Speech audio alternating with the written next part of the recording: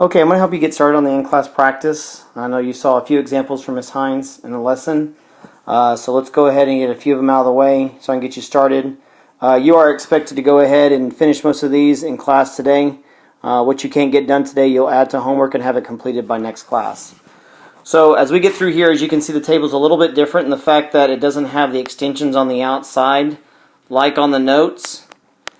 So with this, we'll just go ahead and go with what we go with. So if we were to go with the parent function, and the parent function would be y is equal to, sorry, let me make this a little bit,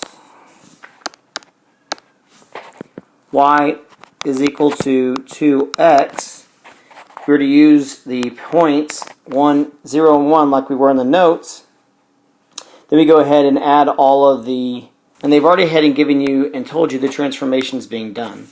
So we add two of all the x values, and we get 2, 3, and our y values are going to be 1, 2 here. And we go ahead and subtract 3 from those, and you get -2 and -1. So, as we talked about before, the asymptote is going to be y is equal to -3. So we'll go ahead and draw our asymptote there. So it's located right there. And then we go ahead and draw our graph using the points that's given to us. So 2, 3. So 2, -2. 2 and -2 is located right here. And then 3, -1. 3, -1 is right there. So we see an increasing function that does something like this. So we come over, say our asymptote. We've already decided it's going to be y is equal to -3. It is increasing. The domain, as always, is all real numbers. Your range is going to be y is greater than -3.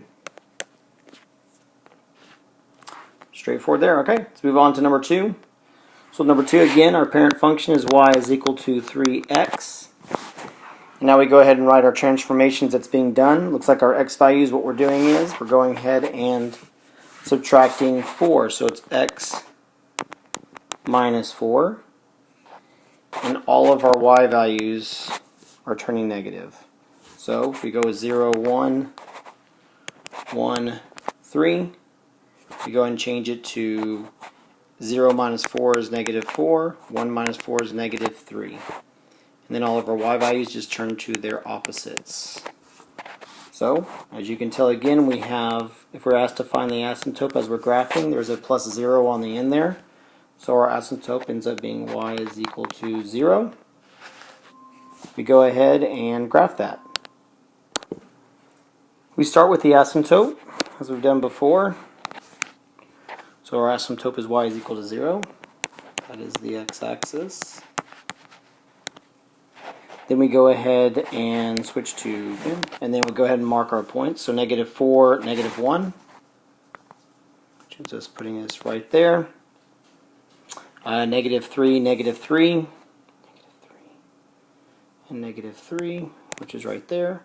So we end up seeing, now you see a different type of function, which this is a decreasing function. Domain is still going to be the same. Our range, however, since the graph is below the asymptote and it's decreasing, range is going to be y is less than 0.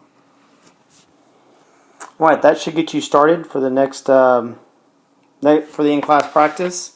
Work through the best you can, guys. Get as much as you can on this one. The key is up with the teacher, so if you need to check your work with them, the teacher sub has it, and check with them on your answers. And like I said, I do expect these to be done by next class, so make sure you're ready for it. Thank you guys, and have a great weekend.